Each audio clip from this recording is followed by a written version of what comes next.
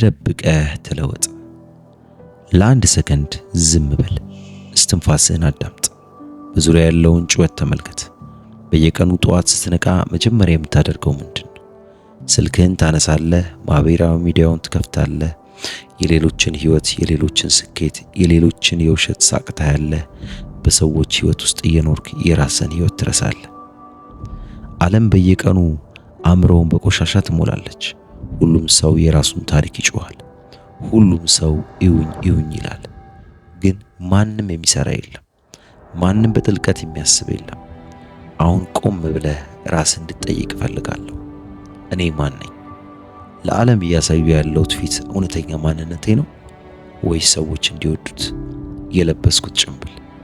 እውነታውን ልንገርህ፣ አሁን ያለህበት ደካማና የተበታተነ ማንነትህ የተፈጠረልህን ታላቅነት ሊሸከም አይችልም። አንተ የተፈጠርከው ለትልቅ ነገር ነው። ነገር ግን በትናንሽ ነገሮች ተጠምደሃል። ሰዎች በትከሻ ላይ እንዲያጨበጭቡልህ ትፈልጋለህ።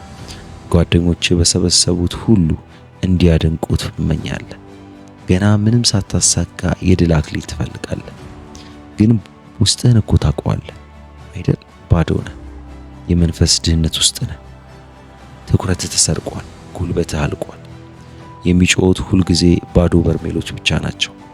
የሞላ የከበደና የከበረ ነገር ሁሉ ድምፅ የለውም፣ ዝምታ አለው። አንተ ግን ባዶ መሆንን አትፈልግም።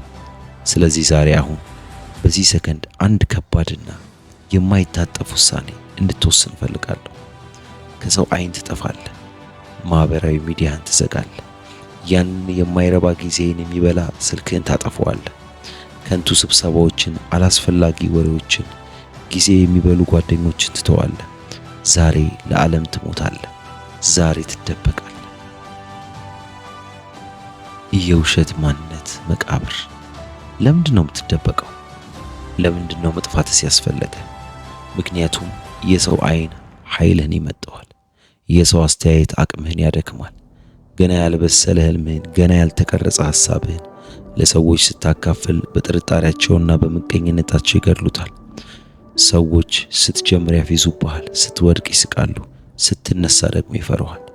ታዲያ ለምን የህይወትህን ንድፍ ገና ሳይጠነቀቅ፣ ገና መብራት መሰረቱ ሳይቆም ለነሱስ ታሳያለህ? ለምን የሰዎችን ፍቃድ ትለምናለህ? ታላቁ የሳይንስ ሊቅ ኒኮላ ቴስላ ስለ ብቸኝነት ኃይል ሲናገር እንዲህ ብሎ ነበር። አእምሮ ይበልጥ ሰለታምና ንቆ የሚሆነው በማያቋርጥ ብቸኝነትና ዝምታ ውስጥ ብቻ ነው። እውነተኛ የፈጠራ ጥበብ፣ እውነተኛ የፈጠራ ሐሳብ፣ ታላላቅ ሐሳቦች የሚወለዱት ከውጭው ዓለም ተጽዕኖ ነፃ በሆነ ዝግ ክፍል ውስጥ ነው ይለናል። መደበቅ ማለት ታዲያ መሸነፍ ማለት አይደለም። ማፈግፈግ ማለት መፍራት አይደለም። መደበቅ ማለት የመቀየሪያ እቶን ውስጥ መግባት ማለት ነው። አንድ ዘር መሬት ውስጥ ተቀብሮ በጨለማ ውስጥ ሳይበሰብስ ወደ ታላቅ ዛፍ ሊቀየር አይችልም። ያ ዘር መሬት ውስጥ ሲገባ ሰዎች የሞተ ይመስላቸዋል፣ ተስፋ የቆረጠ ይመስላቸዋል። ነገር ግን በጨለማ ውስጥ ማንም በማያየው ሚስጥር ውስጥ ሕይወት እየተፈጠረች ነው። ዛሬ በሕይወቱ ውስጥ አንድ ሰው ይሞታል። አዎ፣ ያም ሰው አንተ ነህ። ያ የድሮ አንተ፣ ተስፋ ቆራጩ፣ ሰነፉ፣ በምክንያት የተሞላው፣ የሰው ፊት አይቶ የሚኖረው ደካማው ማንነት ዛሬ በዚህ ጨለማ ውስጥ ይቀበራል። አሮጌውን ቆዳን ሳታራግፍ አዲሱ ማንነትን ልትለብስ አትችልም። ከባድ ስብራት ሳይኖር አዲስ ጥንካሬ አይመጣም። አሁን ከዓለም ጫጫታ ርቀሃል። ስልክህ ዝግ ነው። በሩ ተቆልፏል። አሁን ያለው አንተና እውነተኛው ራስ ብቻ ናቸው። የምታታልለው ሰው የለም። የምትዋሸውም ሰው የለም። ከእውነት ጋር ፊት ለፊት ተገናኝ። የዝምታው እቶን የመገንቢያው ጊዜ ነው። ወደ ጨለማው ላብራቶሪ እንኳን በሰላም መጣ።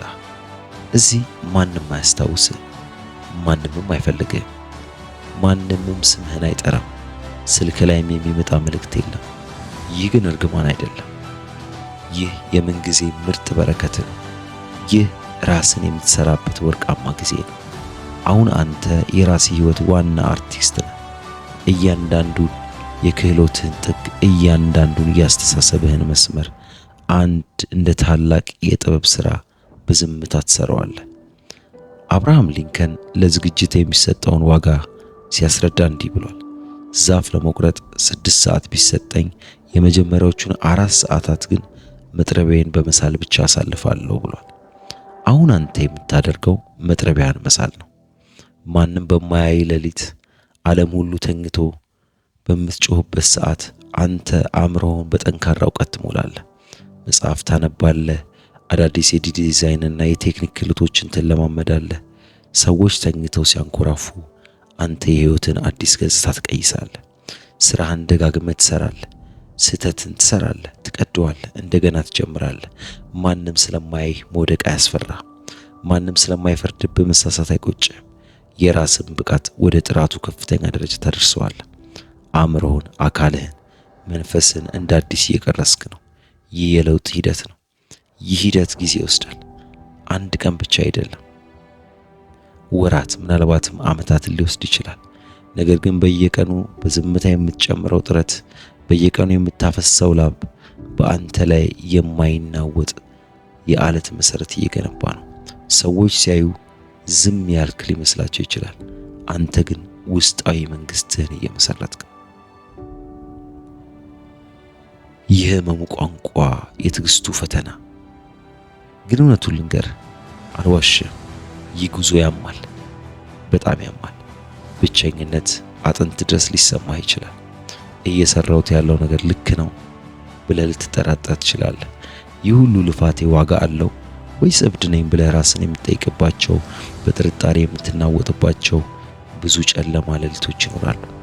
ግድግዳ ተደግፈህ ማንም እንደማይሰማ ድምፅህን አፍና የምታለቅስበት ጊዜ ይመጣል። ጓደኞች ሲዝናኑ፣ ፎቶ ሲነሱ፣ ህይወት ሲያጣጥሙ ሲታይ እኔ እዚህ ጋር ምን አደርጋለሁ የሚል የቁጭት ስሜት ውስጥህን ሰላም ሊነጥቀው ይሞክራል። ታላቁ የቦክስ ሻምፒዮን መሐመድ አሊ በዝግጅቱ ስለነበረው ህመም ሲናገር እንዲህ ብሏል። በስልጠናው ወቅት እያንዳንዱ ሰከንድ ጠላው ነበር፣ ነገር ግን ለራሴ አታቁም። አሁን ተሰቃይና ቀሪውን ህይወትን እንደ ሻምፒዮን ኖር አልኩት። አዎ አታቁም፣ እባክህ አታቁም። በዛ ጨለማ ሰዓት ነው ጽናት የሚፈተነው። በዛ በብቸኝነት ሰዓት ነው እውነተኛው ሰውነት የሚወለደው። እመነኝ፣ ይህ ህመም የመርገም ሳይሆን የፈውስ ህመም ነው። ከፍተኛ ጥረት ያለው ማራኪና ድንቅ ህይወትን ለመኖር ከፍተኛ የሆነ ጫናን በጽናት ለመቋቋም ግዴታ ነው። አልማዝ ከከሰል የሚለየው እጅግ ከፍተኛ የሆነ ሙቀት ጫናን ችሎ ሲወጣ ነው። እያንዳንዱ የብቸኝነት ሰዓት፣ እያንዳንዱ ያፈሰስከው ላብ፣ እያንዳንዱ የትዕግስት ጥበቃ አዲሱንና ጠንካራውን የማይበገረው ማንነት እያዋቀረ ነው። ህመሙ ጠላት አይደለም። ህመሙ አዲስ መቅረጫ ጓደኛ ነው። አንተ አሁን በዝምታ ውስጥ እያደገ ኃይሉን እየሰበሰበ ያለ ጸጥተኛ ማዕበል ነህ። እሳት ውስጥ ሳይገባ የሚጠራ ወርቅ የለም። ህመሙን አቅፈው በጽናት ለፈው። የአውሬው መነሳት ለዓለም አሳይ። ምን ማለት ነው? ጊዜው ደርሷል። ወራት፣ ምናልባትም ዓመታት በዝምታ በንጹህ ጽናትና ከባድ ጥረት ካለፉ በኋላ ያ የተደበቀው ሰው አሁን ወደ ብርሃን የሚወጣበት ቅጽበት ደርሷል። መጥፋትህ አብቅቷል። ዝግጅት ተጠናቋል። አሁን በሩን ከፍተህ ወደ ውጭው ዓለም ስትወጣ መላው ዓለም ይንቀጠቀጣል። ፈላስፋው አሪስቶተል ስለ ስራ ጥራት እንዲህ ይላል፣ እኛ ማለት በየቀኑ ደጋግመን የምናደርገው ነን። ስለዚህ ታላቅነት የአንድ ቀን ድርጊት ሳይሆን የዕለት ተዕለት ልማድ ነው ይለናል። ዓለምን የምታየው ያንን የድሮውን ደካማ ተጠራጣሪና ሰነፍ ሰው አይደለም። ዓለም የሚታየው በተለወጠ ቶን ውስጥ በየቀኑ ተቀርጾ የመጣውን የማይበገረውን በአይን እይታው ብቻ በራስ መተማመን የሚረጨውን አዲሱን ጀግና ሰው ነው። ሰዎች በአድናጎት ይህን ሁሉ መቼ ያደረገው? እንዴት በአንድ ጊዜ ተቀየረ? ይህ ሰው ከየት መጣ ብሎ ይገረማል፣ ይጠይቃሉ። አንተ ግን በውስጥ ፈገግ ትላለህ፣ ምንም አትናገርም። ምክንያቱም የሚስጥሩ ቁልፍ ያለው በዛ ማንም ባላየው ጨለማና ብቸኛ ቀዝቃዛ ክፍል ውስጥ መሆኑን የምታውቀው አንተ ብቻ ነህ። አሁን መጮህ አያስፈልግህ። አሁን ጎበዝ ነኝ ብለህ መሟገት አይጠበቅብህ። አሁን ስራ ውጤትህ ራሱ ይጮዋል። ዝምታ ዛሬ ነጎድጓድ ተቀይሯል። የሰራው ጥበብ፣ ያመጣው ለውጥ፣ የገነባው ማንነት ራሱ ለዓለም ምስክር ነው። አንተ አሁን ዝም ብለህ የምታልፈው ሰው አይደለም።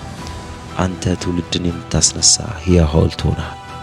ሰዎች በአንተ ለውጥ ውስጥ የራሳቸውን ተስፋ ማየት ይጀምራል። ስለዚህ ዛሬ ቃል ግባ። ይህ ቪዲዮ ሲያልቅ፣ ይህ ድምፅ ሲጠፋ ወደ አሮጌው ማንነትና ሕይወትህ አትመለስ። ሂድና ወደ ራስ መቅደስ ግባ።